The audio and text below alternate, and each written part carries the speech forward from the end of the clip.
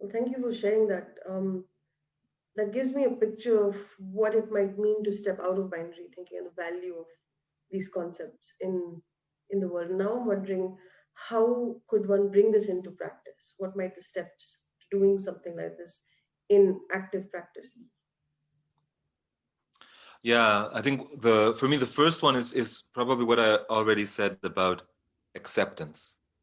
And I think this distinction between acceptance and longing is really helpful. That at any given moment, I can either be wanting something or wanting something to be different.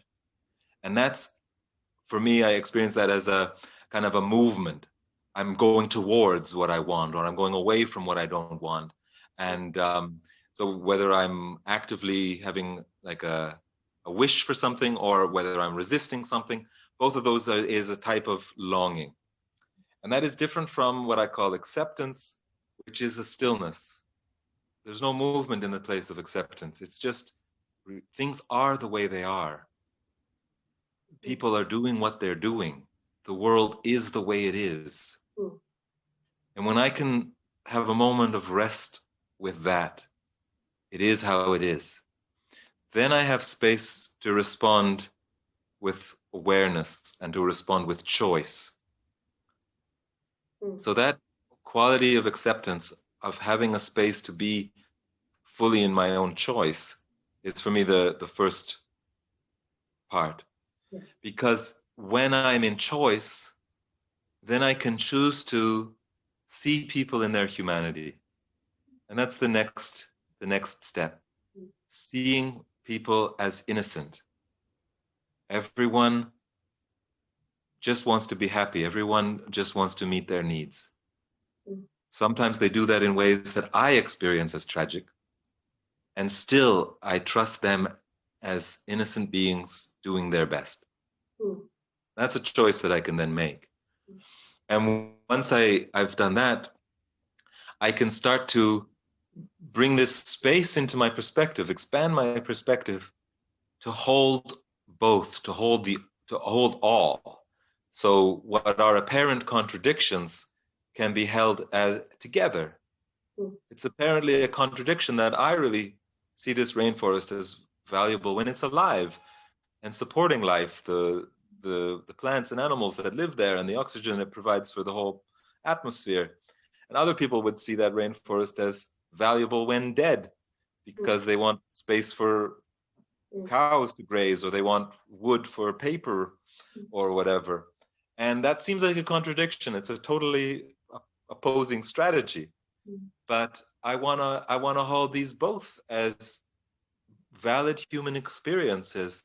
And only when I can really see the beauty in the needs of that forest being dead, can I talk to the people who want it dead and trust that we will be able to connect, that they will feel heard, and that then they might have the openness to hear me.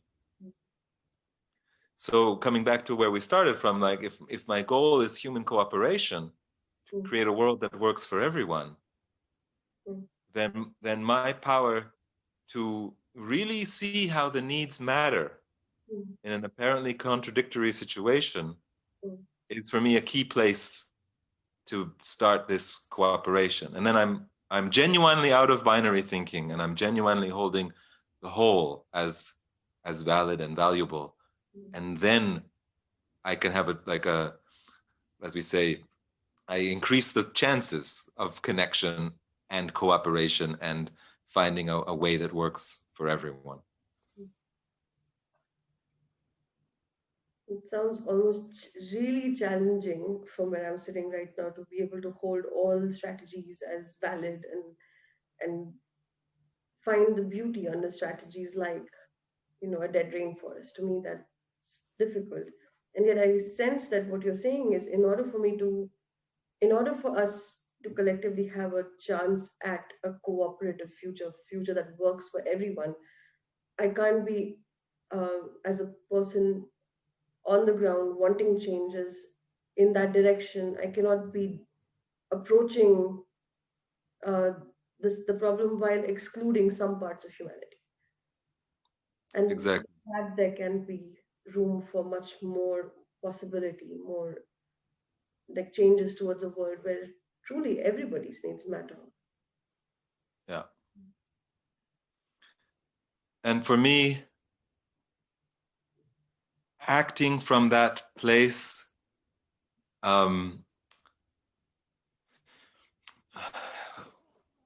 bringing about social change from that place,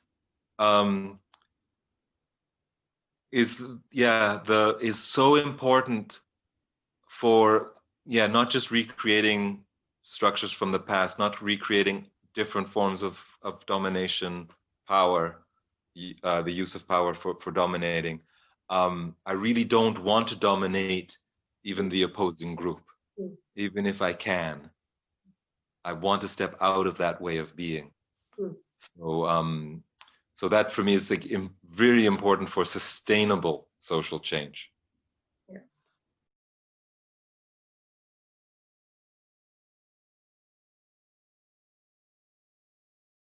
Thank you for saying sustainable social change. What it brings up is there's a difference between changing something in the social fabric versus a kind of lasting systemic shift towards a world where everybody's needs actually matter. And with the former, I sense we're running around putting out fires, whereas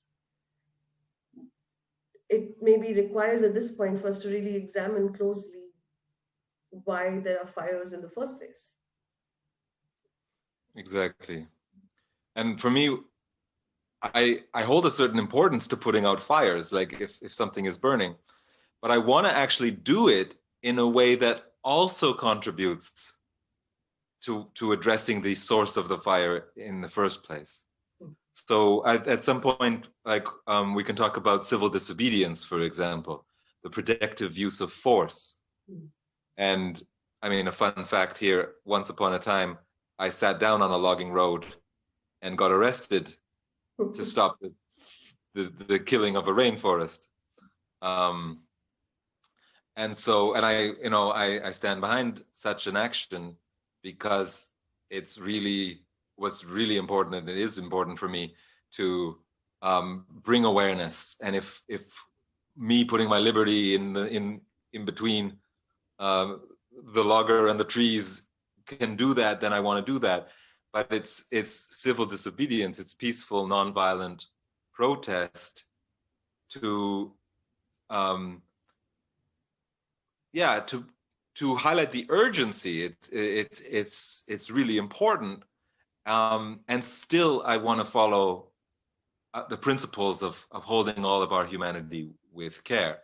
So as people in the Extinction Rebellion are doing similar things, and I think along the same lines, we want to attend urgently to the fires, and we can use protective force to stop things from happening which seem too critical to ignore, and do that in a way that says, hey, look, we're all together in this.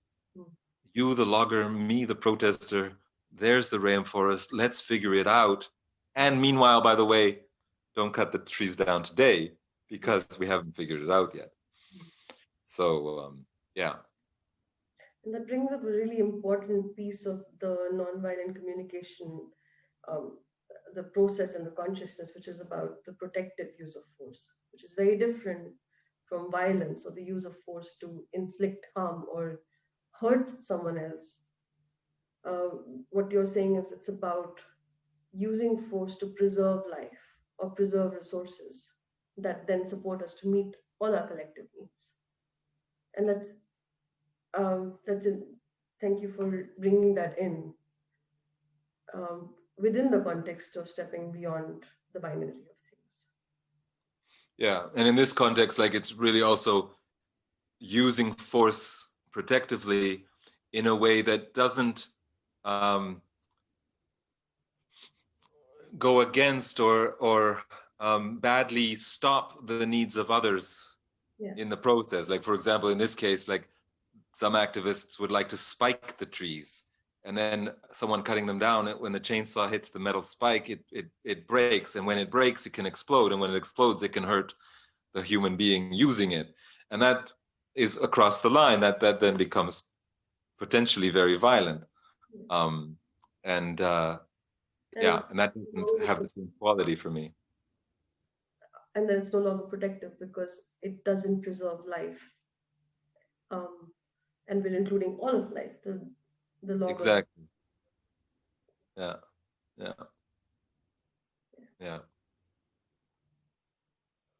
And that's why for me it's such an important subject and such an important perspective to cultivate, because I think many of us might have that inner impulse, but hey, let's just, I don't know, stop them, or let's do this, or let's do that.